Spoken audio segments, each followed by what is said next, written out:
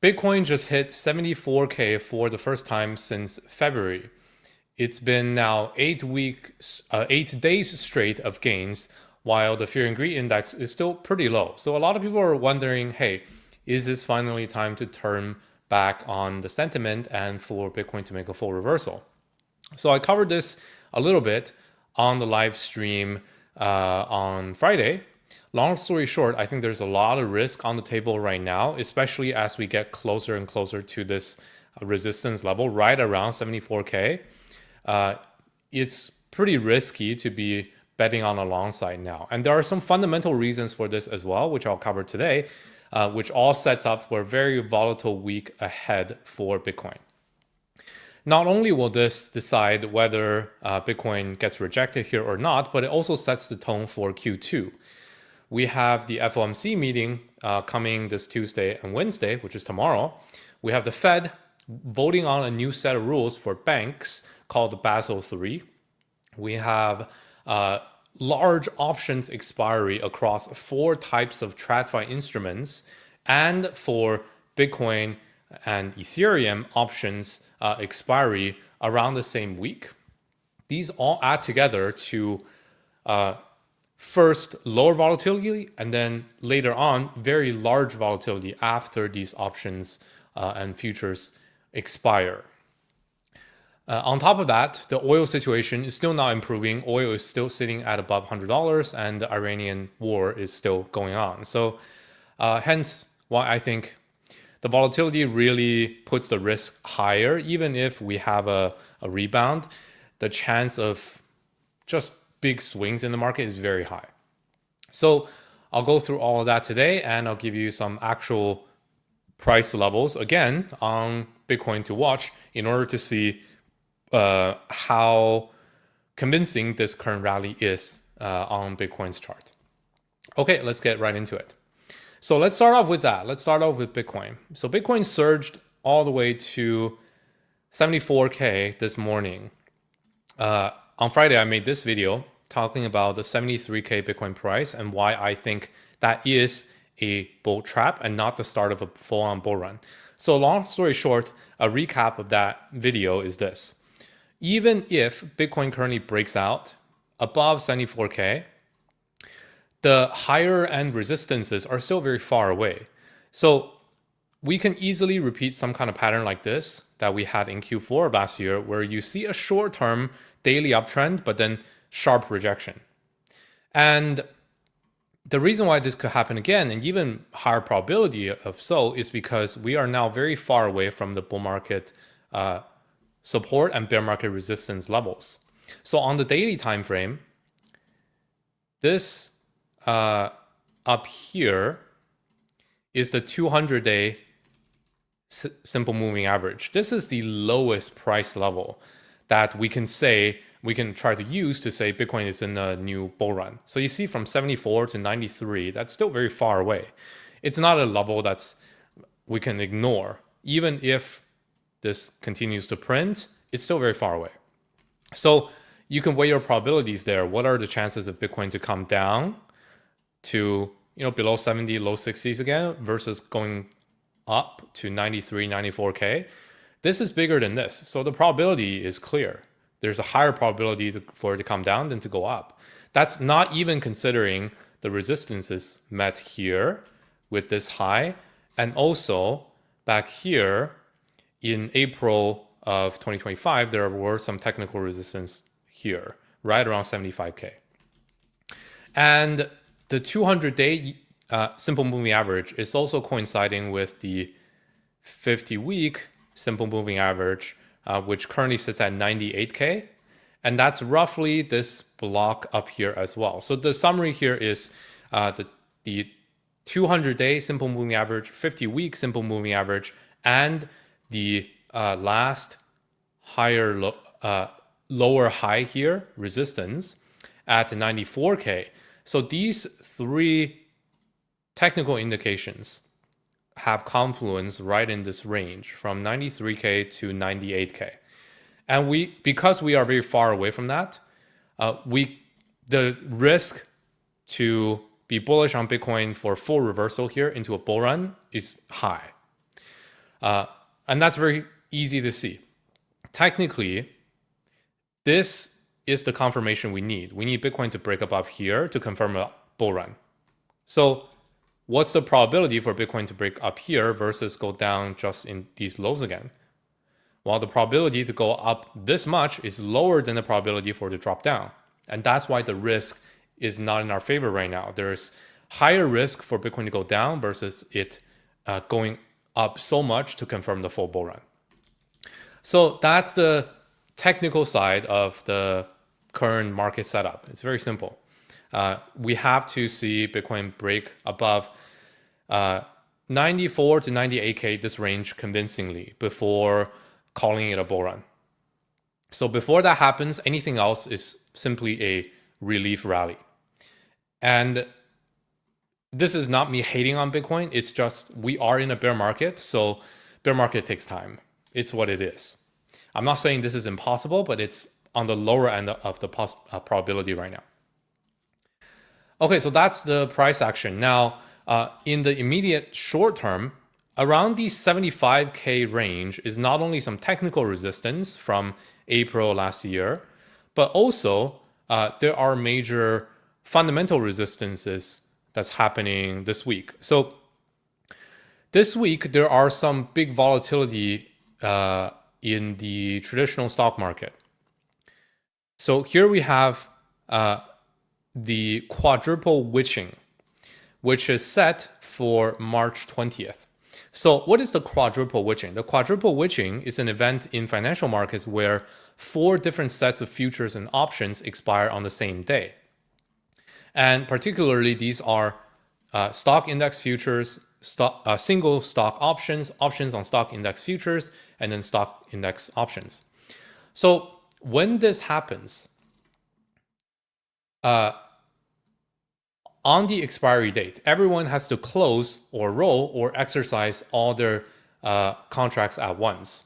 This creates massive forced buying and selling, which doesn't necessarily have to be very bullish or bearish in one direction, but there will be a big volume spike, a big swing, a big volatility event around this date of March 20th.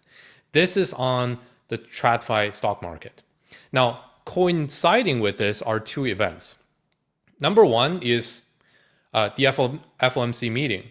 We know that the next FOMC comes on March 18th, and that's in 2 days. The decision will be in 2 days, and there is a 99.6% chance that there will be no Fed rate cut. But we don't know what else Jerome Powell might say.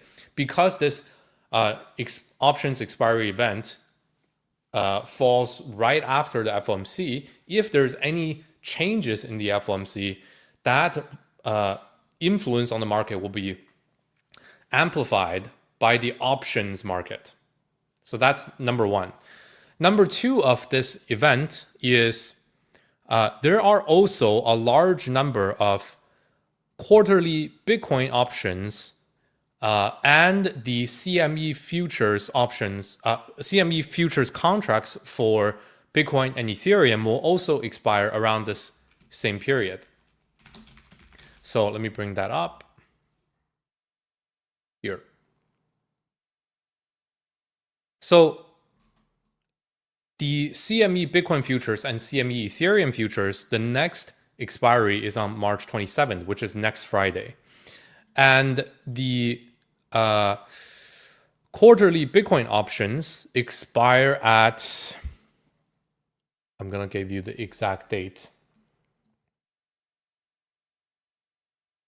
March 20th, if I'm not mistaken here. So when this happens, we can look at mainly crypto options is driven by market makers. You and I, mostly we don't trade options. So this really reflects the market makers and the institutions' expectation of Bitcoin and what they are willing to bet on the market, mainly for yield and for hedging. So around this Bitcoin options and futures expiry week, here's what's going to happen. So the current options data shows that a cluster of open interest around 74 to 75K range going into March 20th. And then it shifts heavier to 75K and above into March 27th.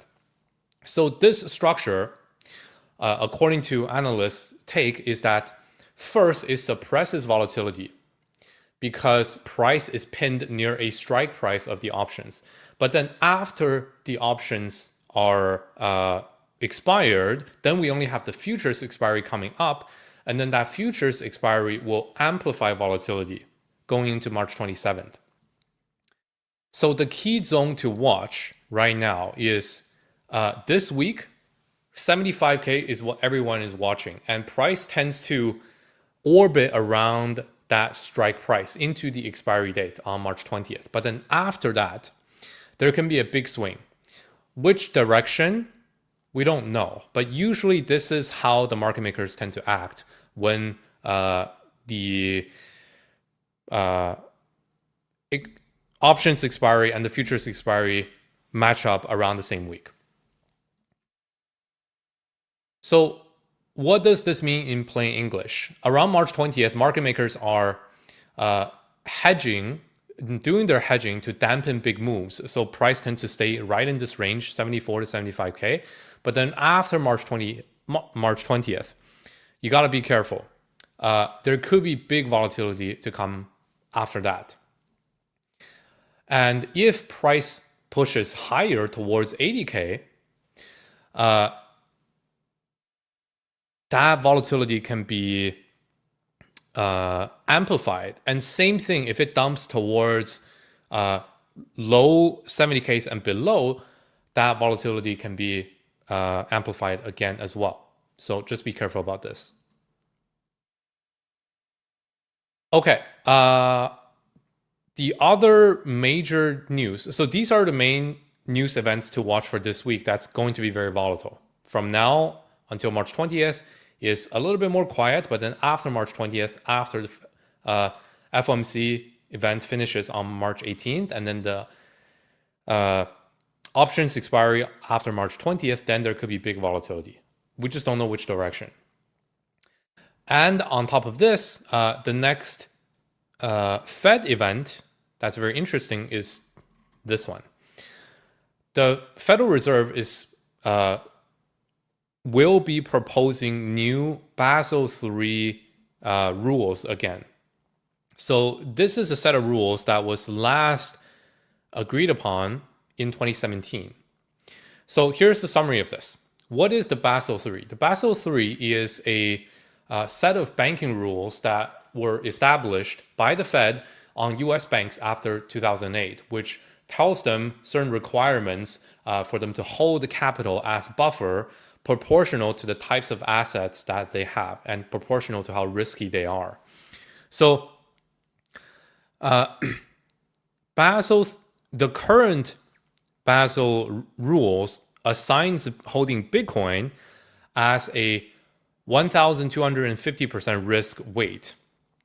So the calculation there is that you take that weight, you times it by 8% of minimum capital, that gives you 100% of exposure.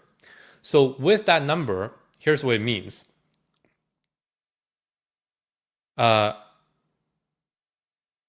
Currently, in the current rule set, this is the calculation, 100% of exposure. And that translates to banks need to hold $1 of extra cash for every $1 of Bitcoin that they own. And there is also the added on rule that for a $100 billion bank, they are capped at just $1 billion in crypto exposure. So this makes large-scale bank holding Bitcoins much harder. So this is what the industry rule makers that are trying to lobby for this are saying. They are saying that the current rules makes banks effectively unable to hold Bitcoin or offer custody/financing at scale, which is hurting crypto adoption and hurting integration with crypto platforms to act as custodians. So the Bitcoin Policy Institute and crypto treasury companies are urging a rule change at this Basel III vote, which is happening this week, the week of March 16th, 2026. So literally this week, followed by a 90-day public comment period. If we have the same set of rules, then it's kind of bearish. We don't have major US bank being able to offer custody for crypto platforms just like before. They can't really do it. But if there is a softer vote, then the US banks can act as custodians much more easily for crypto companies. So that's what this is. If we get a good ruling, it could be a very positive news, which leads to more institutional capital that comes in. So definitely watch out for this, and you're probably going to hear about the specific voting results if it is actually bullish. If it's bearish, then that means nothing was changed. But if it actually makes a change, that would be really good. So look out for this event this week.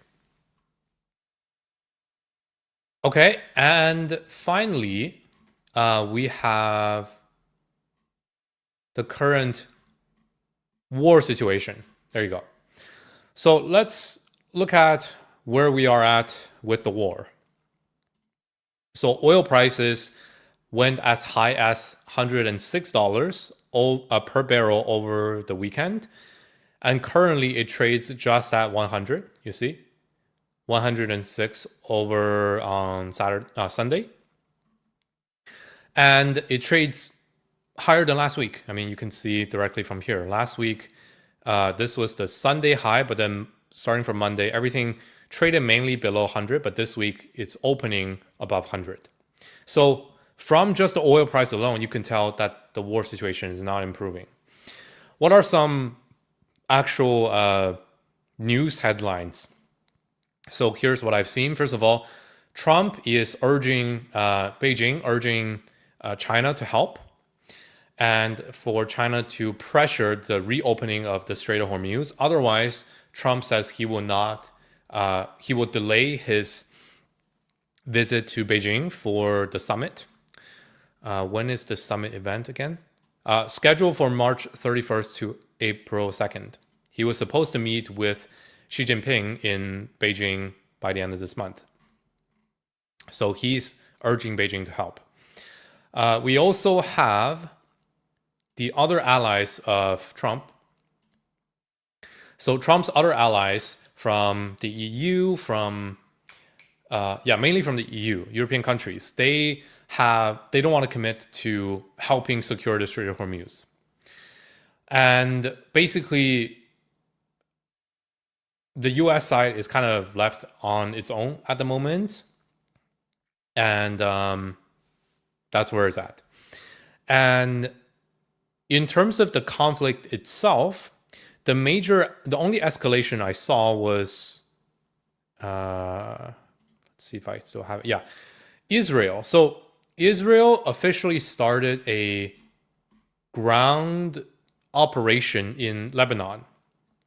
So the official numbers I read were 850 Lebanese killed, and it's pretty bad. Now, I was wondering, hey, because this is a ground operation, does this lead to like full-scale invasion of Iran? So according to the research I saw, the answer is no. It's unlikely for this to happen because it's a big difference. Iran has 90 million people and very treacherous terrain, and it'd be very hard to carry this out even for the US, and it will be even worse than Iraq and Afghanistan, the grounds invasion. So unlikely to happen for this still. More likely path going forward is for the US to have targeted airstrikes on the nuclear sites within Iran. And basically, at least there is no de-escalation, but there doesn't seem to be signs of full-scale grounds invasion yet. The other main scare coming from this weekend was between China and Taiwan again. So I know exactly like the way the Chinese government tend to use their words. So basically, they keep stating with a very vague definition of their goal in the Taiwan situation. And this is because the Chinese government works directly from top down. Everything comes from the top. So in the previous language, so the language they use is very, very important because they're very delicate with how they like to treat Taiwan. So in the previous statement, they said they oppose independence. But just over this weekend, if I am not mistaken, either this weekend or last week, they changed their official language from oppose independence on Taiwan to crack down on independence of Taiwan. So it's definitely another threat that they are escalating their view on the situation, and they don't do this very often. So this gave a lot of people more scare of a potential conflict happening in that region. Now, everybody is scared of this happening, except for the Taiwanese people, because they don't really care. They are pretty much numb to it. There's drills happening all the time across the strait, so we will see. From the research that I've done, it does look like this is an escalation, but a full-scale conflict is still unlikely for this year, but higher probability now. So we got to really watch this because it's too much to explain, to be honest, why this would be a very bad situation. But basically, the main opposing side here that can really fight back is not Taiwan, it's the US. So it'll be a very sticky situation to get around if it really gets there. Because the two sides, one of the main things that China and US does not agree on is Taiwan. So it's not so much about China versus Taiwan alone. It's way more about the escalation of it. Without getting political about it, without getting opinionated, the impact on the market is not going to be isolated in the region because of this. So there's a really good video I watched on this from what's his name? There's a really good channel for this that's very unbiased. It's called Johnny Harris. Yeah, Johnny Harris has a really good video on China and Taiwan situation and why it's really it leads to a very opposing sides between China and US. So go watch that video and then you have the full context. Okay, so that's the other side that really looks like it's happening and really looks like it could be pretty scary. I also heard some, East European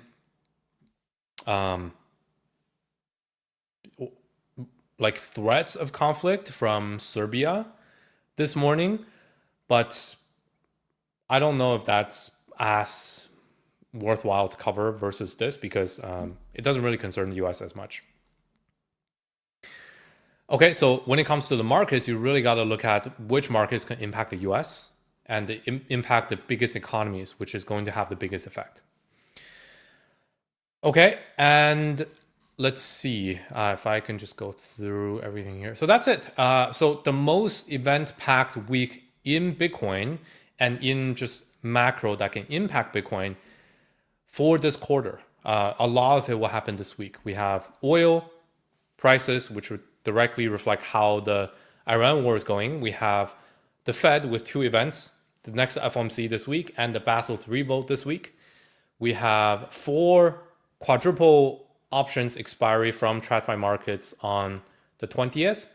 And on the same day, we have the Bitcoin options expiry and then the Bitcoin futures expiry coming from CME next week, which has a ton of volatility from the 75K level. That's the midpoint, that's the pivot. So which direction it goes, it'll be very uncertain. But the highest probability is for Bitcoin to not stay at this level and to move in one direction or the other by a big margin. So these are all the things to watch. And when you consider all of them together, this is a week that you want to stay put. If you're looking at Bitcoin prices and you're saying, oh my God, like I need to buy Bitcoin right now because this is going to be the start of the new bull run. Well, you have the big volatility coming up ahead, which is either going to make you very rich or completely ruin you. And it really isn't the start of the bull run because we're still so far away from the 200-day SMA, from these lower highs, and from the 50-week SMA at 98K. So I can tell you right now, it has not confirmed the new bull run. You don't need to FOMO. On the other hand, I also don't recommend shorting here, because even if you take this and you want to target down here, I mean, if you're very experienced, sure, but you're not going to get this settle, like a big breakout until March 20th. This is what the options market is saying. But then after that, if Bitcoin just pushes a little bit higher than 75, the volatility and from the options hedging could really drive it up to 80K. And that could be pretty disastrous for short-term traders as well. So I would say this week, stay put and wait for this to settle. And then on top of this, the S&P is just, it's very unclear. It just barely touched the 200-day SMA. And everything is very uncertain. Oil spikes a little bit.